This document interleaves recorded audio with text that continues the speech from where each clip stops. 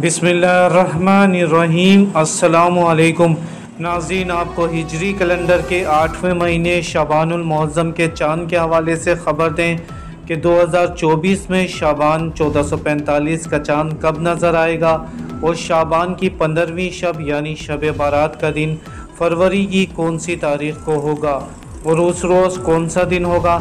नाज़रीन, आपको बताएं कि इस्लामी कैलेंडर 2024 की रोशनी में शाबान का चाँद इंशाअल्लाह 11 फरवरी बरोज़ इतवार को नज़र आने के कवी इम्कानात हैं, जबकि यकम शाबान 2024 12 फरवरी पीर के रोज़ होगी और यूँ शब बारात 1445 इतवार 25 फरवरी 2024 को इंशाअल्लाह होगी।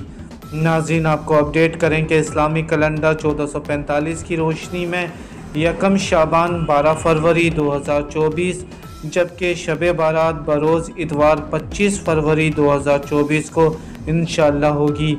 मज़ीद इसी तरह की मालूमाती वीडियोज़ देखने के लिए चैनल को सब्सक्राइब करना ना भूलें। अपना ख्याल रखिएगा। अल्लाह हाफिज़।